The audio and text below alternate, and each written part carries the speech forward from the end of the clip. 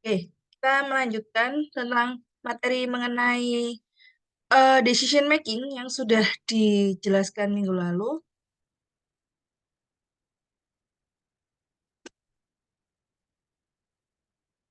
Nah, dari animasi-animasi ini, kita jadi bisa lebih tergambar gitu loh, bahwa proses pengambilan keputusan memang di apa ya, dilakukan tuh setiap hari untuk setiap activity. Bukan hanya pengambilan keputusan tuh pada hal-hal yang sifatnya profesional atau di industri gitu, enggak, tapi keputusan sehari-hari aja kayak sesederhana kalian ke SWK makan siang. Terus kalian pingin makan siang apa ya hari ini? Nah, itu kan dari situ aja udah ada proses pengambilan keputusan ya. Oh, hari ini makan ini.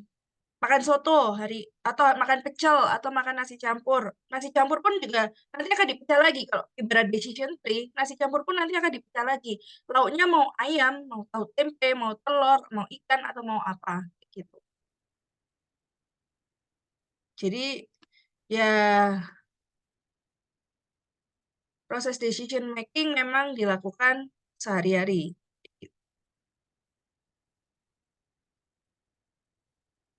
Kayak contohnya yang paling bawah ini, gimana? Udah punya keputusan belum mau ikut conference di Hawaii atau enggak?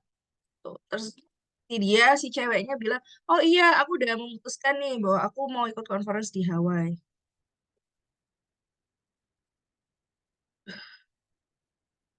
Bahkan pengambilan keputusan itu juga bisa apa ya, pakai probabilistik gitu loh. Kalau koinnya dilempar, koin itu kan ada dua mata sisi ya. Sisi gambar Garuda sama sisi nilai mata uang. Kalau koinnya dilempar terus keluar Garuda itu keputusannya berangkat.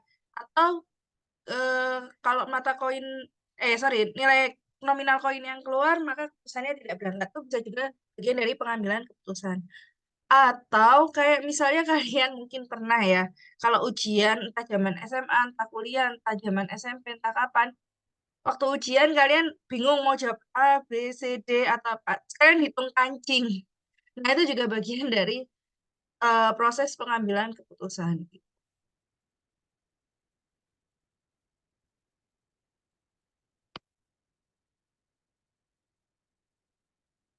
How can we treat the miracle in step 2? Ya kita membuat keputusan. Gimana caranya mengambil keputusan yang baik? Sebisa mungkin kita mengaplikasikan analisis-analisis kuantitatif, terutama ya, untuk hal-hal yang sifatnya personal, di organisasi, socio-economic decision, itu sebaiknya kita menggunakan analisis kuantitatif. Kenapa? Karena kita kalau ditanya, kenapa kok ngambil keputusan seperti ini? Kita itu ada dasarnya, ada data historis ya atau apa. Nggak semata-mata ambil keputusan gitu loh. Bukan jangan usahakan jangan berdasarkan insting. Jadi ya sebisa mungkin pakai eh, teknik-teknik kuantitatif yang bisa dipertanggungjawabkan. Sekarang ini banyak banget ya teknik-teknik kuantitatif untuk mengambil keputusan. Yang paling apa ya istilahnya teori yang paling tua itu ada namanya AHP atau analisis hierarkikal proses. Ya itu bisa sih atau pakai teknik-teknik statistik. Sorry, teknik-teknik kuantitatif lainnya kayak TOPSIS, ANP, atau sesederhana decision tree lah. Itu boleh banget. Decision tree sendiri kan kalian sebenarnya udah pernah pelajari waktu statistik satu meren ya. Seingat saya sih statistik satu ada decision tree atau bisa juga probability tree. Nah, di situ akan ketahuan probability yang paling besar yang mana itu yang akan kalian pilih.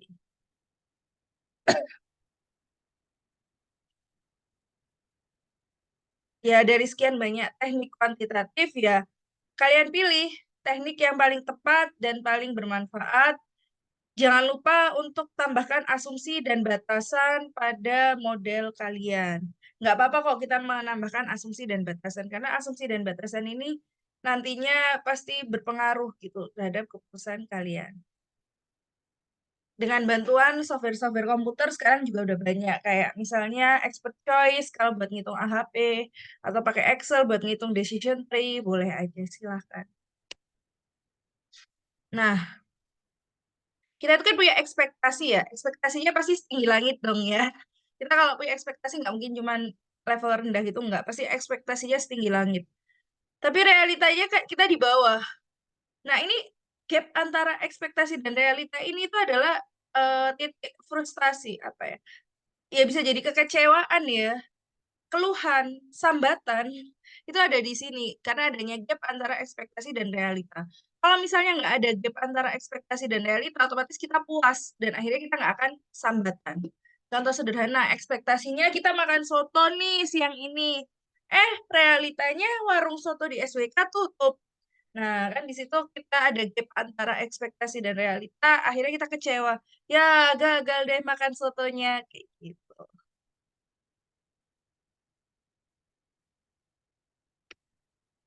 Nah, adanya apa ya, gap antara ekspektasi dan realita itu sebenarnya menandakan ada masalah di situ.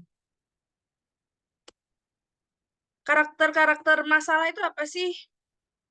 There are alternate course of action available from which to choose. Jadi ada beberapa alternatif-alternatif penyelesaian masalah. Tadi kayak kasus masalah warung soto tutup, ada beberapa alternatif nih. Pertama, tetap makan di SWK tapi nggak makan soto.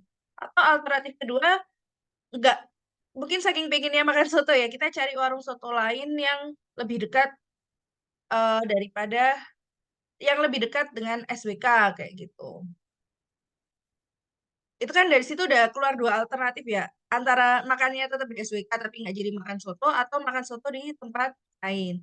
Nah, pilihan-pilihan dari course action tadi akan memberikan efek signifikan di masa depan. Ya, efeknya mungkin kalau di sehari-hari cuma makan soto ya efeknya jadi makan soto atau enggak. Kalau jadi makan soto ya ekspektasi kita terbayarkan, kalau nggak jadi makan soto ya mungkin kita masih sampai malam akan terbayang-bayang, wah soto pakai koya itu enak banget deh, aduh kayak gitu. Nah, biasanya juga ada keraguan-raguan, pilihan mana yang mau dipilih, alternatif mana yang mau dipilih, kayak keraguan-raguannya. Di SWK aja deh, mager kemana-mana, tapi aku pengen banget soto. Atau ya udah deh makan soto tapi kok jauh banget ya, mager banget ya. Nah, itu kan di situ ada keraguan-raguan ya. Nah, itu adalah karakteristik-karakteristik dari masalah.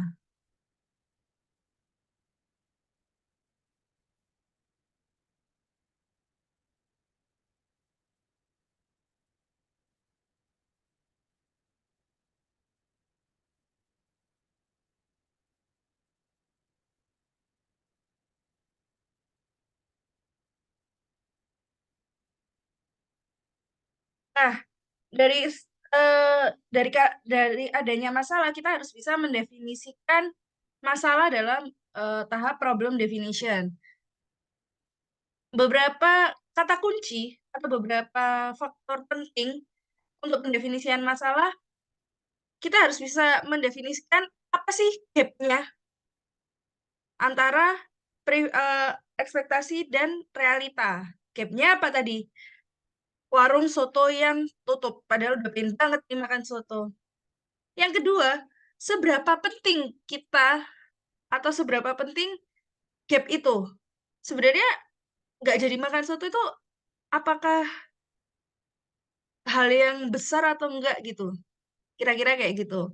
Kalau ternyata nggak, hal yang nggak terlalu besar, kayak ya udah sih makan pecel juga nggak masalah. Yang penting kita makan, karena yang kalau akan jadi masalah kalau kita nggak jadi makan, karena kalau nggak jadi makan kan pencernaan kita akan terganggu ya, misal asam lambungnya naik atau apa. Nah, yang penting itu kita tetap jadi makan, Mas yo makannya pecel atau makan rawon atau makan bakso kan nggak masalah, yang penting ada makanan yang masuk ke badan. Nah, berarti gap warung soto tutup itu bukan menjadi suatu masalah yang sangat penting. Tapi mungkin akan beda kasus kalau orangnya lagi hamil dan ngidam, ngidam yang bau banget, ngetet ngidam, ngidam soto. Maka adanya warung soto yang tutup itu akan menjadi masalah besar buat dia. Dia mungkin bisa jadi uring-uringan, bisa jadi bad mood, bisa jadi ya banyak hal lah. Nah, jadi tingkat kepentingan ini akan menjadi sangat subjektif ya antara orang yang satu dengan orang yang lain. Ini baru makan soto, belum keputusan-keputusan lain yang lebih penting. Kayak misal keputusan membeli mobil. Mungkin buat satu orang tuh yang saya nggak peduli harganya berapa, yang penting fiturnya sesuai dengan yang saya inginkan. Terus habis itu hemat bahan bakar dan lain sebagainya. Berarti dia lebih mementingkan fitur-fitur pada mobil. Atau saya nggak masalah nih harga, yang penting dia durability-nya lama, dia awet, nggak dikit-dikit minta servis, dikit-dikit minta servis. Nah, berarti dia lebih mementingkan durability. Tapi mungkin ada orang ketiga yang saya adanya budgetnya cuma 150 juta nih, ya udahlah mobil apapun lah yang 150 juta ini masih dapet lah. Nah, berarti dia akan sangat mementingkan harga. Maka tingkat kepentingan masing-masing orang akan menjadi berbeda-beda. Yang dua menganggap harga tidak penting, tapi yang ketiga menganggap harga sangat penting. Nah, jadi ya balik lagi ya. Ini dikembalikan ke subjek dari masing-masing pengambil keputusan. Lalu ekspektasi kesulitan-kesulitan yang akan kita hadapi, hambatan-hambatannya. Karena ketika kita mengambil alternatif, mungkin kita akan menemui kesulitan ya. Contoh, tadi ketika kita mengambil alternatif beli soto di tempat lain, ya mungkin kesulitannya mungkin nyari transportnya, harus nyari tempat soto baru, dan lain sebagainya. Kayak gitu. Lalu proses decision making, ada namanya decision makers atau pembuat keputusan, adalah orang yang bertanggung jawab atas pengambilan keputusan. Dan proses pengambilan keputusan ini beserta alternatif-alternatifnya itu pasti sejalan dengan tujuan dari orang tersebut. Menyelesaikan masalah tentang gap tadi bisa dengan cara memilih, meranking, atau mensortir dari alternatif-alternatif yang sudah ada. Proses decision making yang efektif, yang pertama adalah kita harus bisa fokus pada mana yang penting dan mana yang nggak penting. Jadi kayak misalnya, mungkin beberapa orang ya yang sangat impulsif, misal mau beli botol minum. Nah, kan ada tiga alternatif botol minum ya. Nah, kita juga punya 3 faktor yang menurut kita penting. Dan kita harus bisa fokus apa yang penting. Misal yang penting bahannya, biar awet, gak gampang pecah. Atau yang penting volumenya yang gede, jadi bisa sekali bawa langsung bawa air minum yang banyak, nggak perlu isa isi ulang kayak gitu. Atau yang penting lucu, bentuknya lucu. Kita harus bisa memilah mana faktor yang penting dan mana faktor yang nggak penting kayak gitu. Intinya kayak gitu.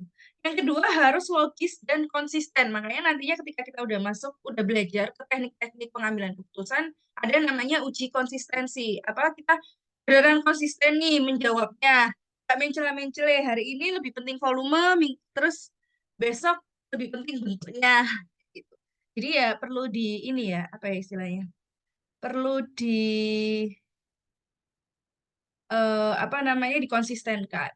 Sekali volume ya volume aja, jangan ke bentuknya. Lalu kita juga bisa apa ya namanya? Mencakup baik subjektif maupun objektif, faktor-faktor yang objektif maupun subjektif. Faktor-faktor yang objektif itu ya faktor-faktor yang apa namanya? Bisa diukur, nilainya itu global. Kalau yang subjektif ya yang sesuai persepsi masing-masing. Ada yang bilang ini blending ya antara analytical dan intuisi. Tapi ya sebaiknya sih lebih banyak analytical thinking-nya. Jangan mengandalkan intuisi terlalu berlebihan atau insting berlebihan. Karena bisa jadi insting kita tidak tepat.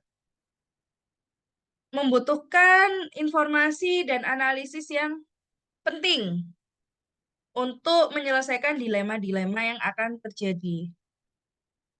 Lalu kita itu proses decision making akan mengencourage kita untuk bisa mendapatkan informasi-informasi yang relevan, dan proses decision making seharusnya straightforward, to the point, reliable, mudah digunakan dan fleksibel gitu ya. Jadi good decision making itu harus logis, lalu bisa menggunakan resource-resource yang tersedia, jangan malah pakai resource yang nggak tersedia. Ya, akhirnya susah. Kayak tadi ya, mengambil keputusan beli soto di tempat lain, tapi kita nggak ada kendaraan ke sana, dan kaki kita capek banget. Ya, kan bisa dikatakan nggak ada resource-nya. Ya udahlah, makan di SWK aja, makan bukan soto, yang penting kakinya nggak capek, dan nggak butuh kendaraan juga. Lalu mengevaluasi semua alternatif yang mungkin. Ya memang sih ada alternatif-alternatif lain yang tidak mungkin, tapi ya seharusnya itu dieliminasi di awal. Dan sebisa mungkin menggunakan metode-metode yang kuantitatif.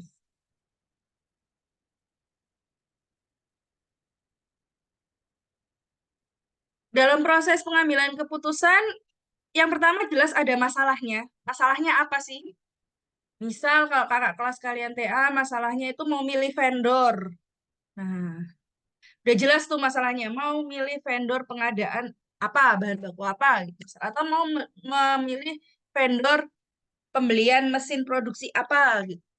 Lalu kita harus bisa mendefinisikan faktor-faktornya, kriteria apa objektifnya, tujuannya, lalu kriterianya. Kalau mau milih mesin, kriterianya apa aja sih? Harga, mungkin durability, ada garansi atau enggak, terus habis gitu ada sertifikasi atau enggak, dan lain sebagainya. Lalu atribut-atributnya.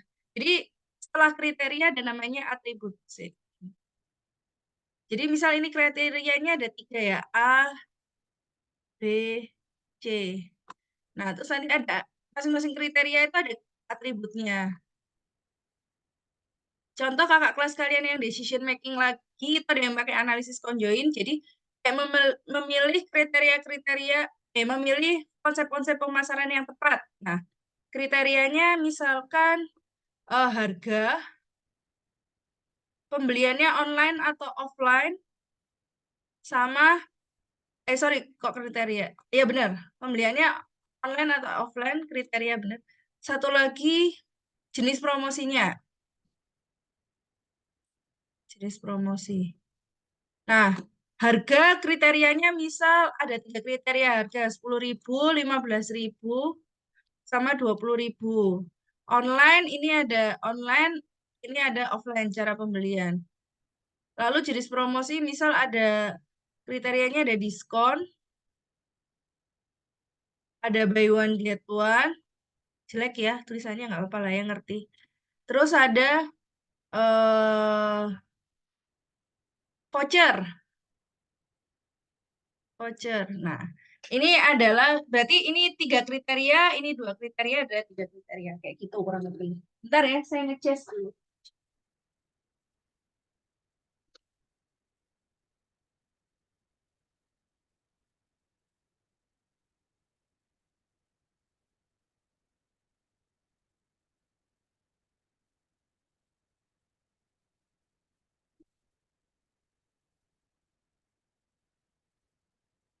Nah, berikutnya ada alternatif-alternatif. Nah, alternatifnya misal apa? Beli di McD, beli di KFC, beli di mana? Di Burger King. Lalu yang berikutnya siapa yang akan melakukan proses decision making, stakeholder-nya, kayak gitu. Nah, nanti antara kriteria, atribut, dan alternatif ini nanti akan ditemukan. Kurang lebih.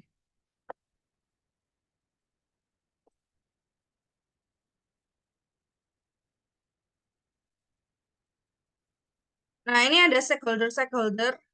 Yang pertama adalah problem owner. Problem owner ini yang punya masalah.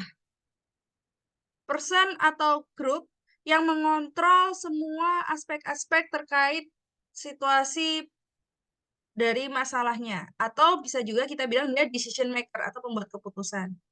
Lalu ada problem user, orang-orang atau grup yang akan mengeksekusi keputusan yang akan diambil. Lalu ada problem customer, ini adalah korban-korban dari konsekuensi atas terpilihnya suatu solusi. Lalu terakhir ada problem solver, ini decision analyst yang akan menganalisis masalah dan mendevelop solusi-solusi untuk si problem owner. Jadi contohnya misal jadi ya ada kita mau mengambil keputusan vendor mana yang dipilih. Problem ownernya mungkin selevel manager, problem usernya, enggak ya, ya problem usernya itu bagian pengadaan nantinya, karena nanti problem owner ini kan yang akan mengambil keputusan ya, mau beli mesin di vendor apa gitu. Problem user ini nanti yang akan mengeksekusi solusi dari yang sudah diambil, alternatif yang diambil. Problem customer ini yang terdampak bagian produksi, karena mesin produksinya nanti kan dipakai oleh bagian produksi. Dan problem solvernya adalah mungkin anak-anak TA yang akan membantu problem owner untuk memutuskan dengan teknik-teknik pengambilan keputusan. Oke, sampai sini dulu ada pertanyaan sebelum saya lanjut sampai stakeholder.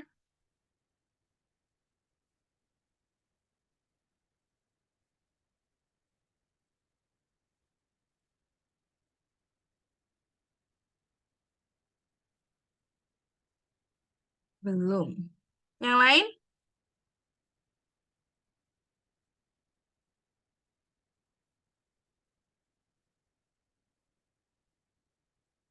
Oke, karena belum ada, saya lanjut.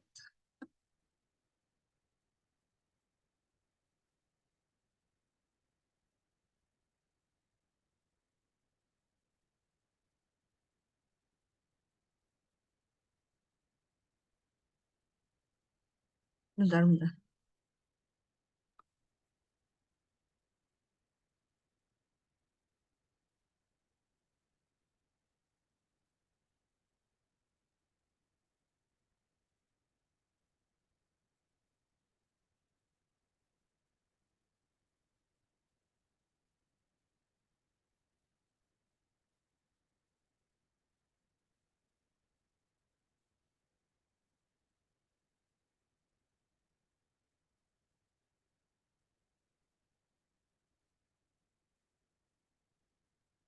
Oke, nah ini beberapa metode untuk pengambilan keputusan. Kalau misal alternatifnya discrete dan kriterianya cuma satu, kita bisa pakai decision analysis. Kalau alternatifnya itu sifatnya continue, dia kriterianya cuma satu, kita bisa pakai linear programming, pakai metode simplex. Ini udah kalian pelajarin ya di OM. Jadi harusnya nanti tidak diulang lagi di materi perkuliahan ini. Nah, akan menjadi tantangan ketika kriterianya lebih dari satu. Kalau kriterianya satu dan continue kan tinggal gini doang ya. Ada sumbu X, sumbu Y, terus nanti ketemunya di mana. Saya tak gambarkan lagi. Kayak gini. Ini ada sumbu X, sumbu Y, ini alternatif satu, ini ini sorry, ini yang satu, ini yang satunya lagi batasan satu, ini batasan satu, terus misal ketemu titik optimumnya di sini, maka ini akan menjadi solusi dari alternatif, solusi global, atau bisa juga ya ada solusi lokal gitu. Nah, tapi akan menjadi tantangan ketika dia multiple kriterianya. Kalau dia discrete, kita bisa pakai multi-attribute decision making. Tapi kalau dia continue, kita bisa pakai teknik multi-objective decision making. Decision analysis ini adalah sistematika atau analytical thinking untuk menyelesaikan masalah yang punya satu kriteria aja gitu. Dan dia discrete. Nah, biasanya decision analysis ini kita bisa pakai decision tree atau decision tabel. Tergantung ya, kalau decision tabel itu untuk satu kriteria, kalau decision tree untuk multi-stage decision making problem. Jadi kalau A dan B gimana, terus nanti pecah lagi kayak gini decision tree. Misal ini, kalau A gimana, kalau B gimana, terus nanti A dipecah lagi. Kalau A bagian satu gimana, A bagian dua gimana, B bagian satu gimana, B bagian dua gimana. Nanti akan dipelajari minggu depan kalau nggak 2 minggu lagi.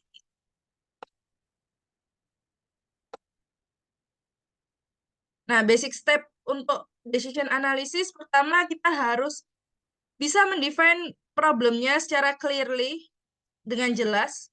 Lalu kita melist alternatif-alternatif yang possible untuk dilakukan.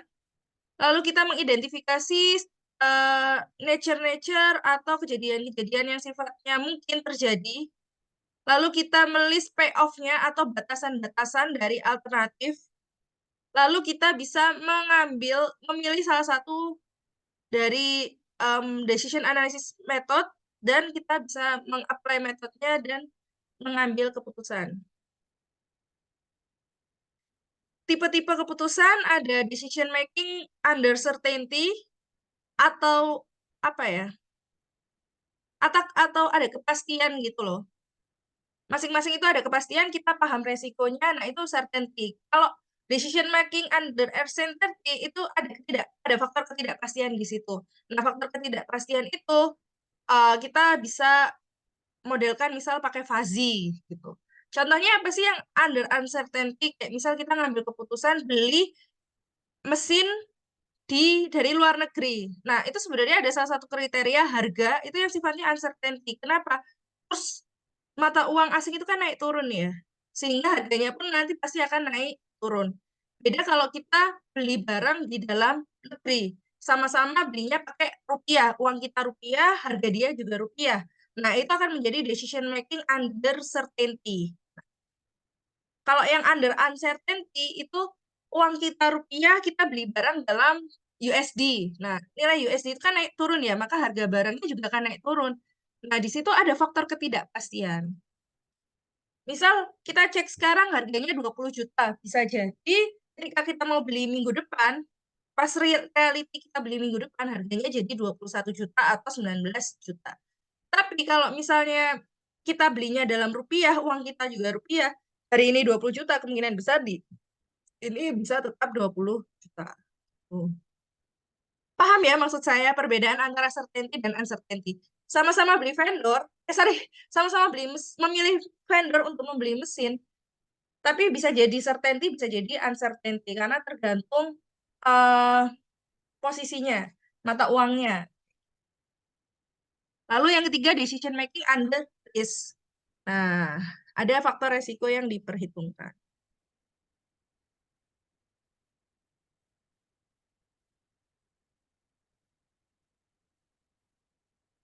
Operation research ini kalian udah pelajarin juga.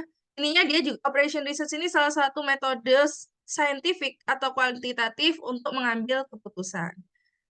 Di operation research, keputusan yang diambil adalah keputusan yang dinilai paling optimum. Jadi makanya kayak metode linear programming atau metode simplex gitu. Pasti yang dicari kan kalau nggak optimum global ya seminimal-minimalnya optimum lokal. Ini nggak usah ya. Karena kalian udah paham mati ya. Kalian udah belajar OR1 dan OR2, jadi kalian harusnya paham mati gimana cara kerja operation research. Bisa kalian baca sendiri juga, materinya sudah ada di Seloe. Nah, salah satu teknik dalam operation research ada linear programming yang bisa diselesaikan dengan metode simplex. Lalu ada integer programming, ini linear programming, simplex discrete gitu loh. Kan simplex itu ada yang continue, ada yang discrete kan. Dan ada non-linear programming. Non-linear programming kayak misalnya travel salesman problem, terus game theory. Kalau nggak salah kakak kelas kalian ada yang TA-nya itu menghitung keputusan investasi pakai game teori. Nah, itu bagian dari MCDM sebenarnya. Nah, di MCDM sendiri itu single decision making, tapi kriterianya lebih dari satu. Kayak tadi kan, ini ada kriterianya ada 3. Ada harga, ada pembeliannya online atau offline, ada jenis promosi. Nah, ini udah multi kriteria decision making. Jangan kan 3, 2 aja, cuman harga sama beli online atau offline. Nah, ini aja udah multi kriteria decision making. MCDM consists of constructing a global preference relation for a set of alternative yang dievaluasi menggunakan kriteria-kriteria tertentu. Dan kriterianya pasti lebih dari 1. Tujuan dari teknik-teknik MCDM itu untuk memprovide atau membantu decision maker untuk bisa memutuskan solusi mana yang akan dia ambil untuk menyelesaikan masalah dia. Ciri-ciri MCDM jelas ya, punya kriteria lebih dari satu atau multiple kriteria. Bisa jadi ada relasi atau hubungan atau konflik di antara kriteria. Jadi kalau jenis promosi pasti ada hubungannya dengan harga. Jenis promosi ada hubungannya dengan pembelian. Misal di sini jenis promosinya tak tambah gratis ongkir. Maka ini akan relate ke jenis pembelian. Kalau offline ya nggak perlu jenis promosi gratis ongkir. Tapi kalau online perlu jenis promosi gratis ongkir. Nah, lalu incommensurability. Kriteria memiliki unit-unit yang berbeda, unit-unit pengukuran yang berbeda. Ini kan masing-masing, ini rupiah, ini online atau offline, discrete, dan ini juga discrete. Kan unit pengukurannya beda. Selection or design, solusi dari MCDM, yaitu antara memilih most appropriate atau apa ya, satu alternatif yang paling memungkinkan, atau kita mendesain, merancang alternatif terbaik. Nah, ketika gini kita masuk ke toko sepeda, ada banyak pilihan-pilihan sepeda, mau milih sepeda yang mana? Itu tadi kayak mobil ya, mau beli mobil yang mana?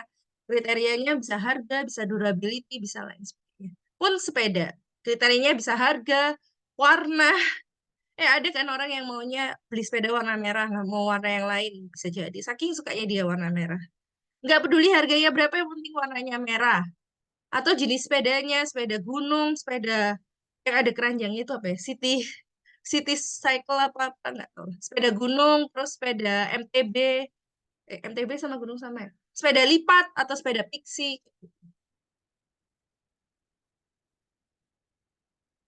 Di dalam MCDM ada MADM dan MODM. MADM multi attribute decision making, MODM multi objective decision making.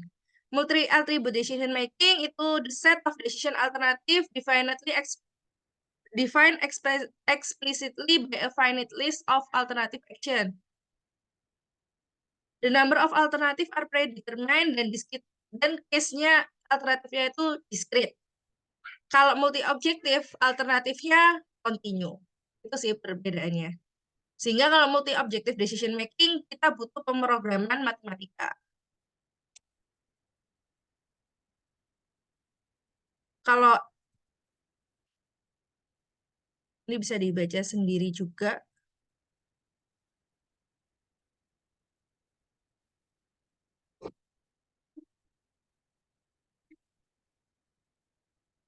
Nah, aplikasi-aplikasi MODM, cara mengaplikasinya, kita memplanning dulu treatmentnya, lalu kita mengontrol sistem. Oh, sorry. Misal contohnya, kita mau merancang gedung ya. Planning treatmentnya seperti apa? Maximizing effectiveness atau minimize severity atau dampak. Control system untuk wheelchair-nya, maximizing safety, maximizing speed, atau minimize power consumption. Environmental control-nya, minimizing energy, maximizing comfort, atau reducing environmental impact. Ini berarti ada 3 kriteria. Tiga objektif, 3 tujuan. 3 tujuan ketika kita mau mengambil keputusan desain gedung yang untuk orang disability. MADM, making preference decision over the available alternative yang dikarakteristikan by attribute. Preference decision-nya bisa dengan memilih, meranking, mengelompokkan, screening, atau memprioritaskan. Alternatifnya itu pasti terbatas, karena dia sifatnya discrete. Kalau ini kan alternatifnya continue. Misal, energi konsumsi itu kan, konsumsi energi itu kan continue ya. Joule, kan kilojoule apa-apa ya. Saya lupa fisika. Nah, itu kan sifatnya dia continue ya. Dan tidak terbatas. Mau ya sebenarnya kita batasi sendiri sih. Tapi ya beda dengan discrete, Pak. Dampak pun juga sama, nilai dampak, nilai severity.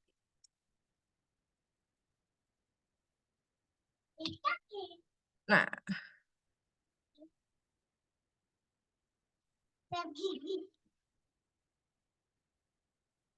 memilih, gimana cara memilih yang baik? Kita mengisolate atau memilih dulu subset dalam jumlah kecil. Setelah itu kita bisa memilih subset dan kita melakukan compromise solution. Ini contohnya kayak misalnya perlombaan. Kita mau memilih satu pemenang. Itu misal dari 50 peserta nanti dikecilkan ke 30 besar, 20 besar, 20 besar dikecilkan jadi 5 besar, 5 besar dikecilkan jadi 3 besar, baru terpilih juara satunya siapa. Ini bagian dari memilih.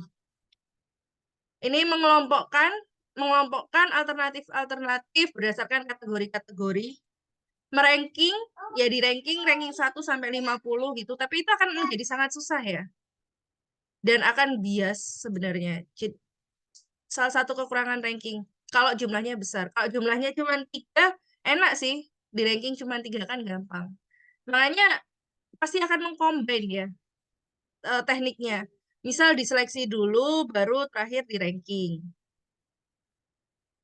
Proses-proses pengambilan keputusan, yang pertama kita harus menstrukturkan masalahnya, lalu kita membuat model pengambilan keputusan, yang terakhir kita menyelesaikan masalah. Udah sih materinya sampai sini aja. Apakah ada pertanyaan? Ini masih pengantar ya.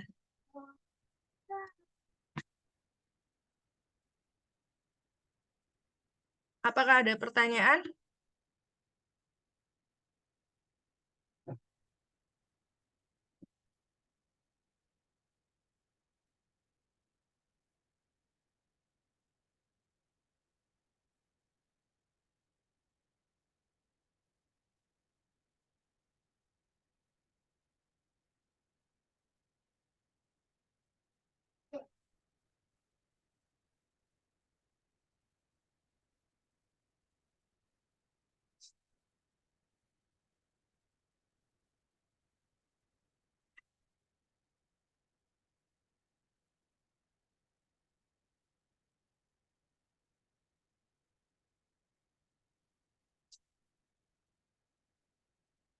Oke, kalau belum ada, mungkin sampai sini dulu materi hari ini. Ada tugas nanti keluar nanti sore di Seloe, silakan kalian cek. Sampai sini dulu, mohon maaf sebelumnya kalau ada keterlambatan, kekurangan, dan lain sebagainya. Terima kasih. Assalamualaikum warahmatullahi wabarakatuh. Sampai ketemu minggu depan.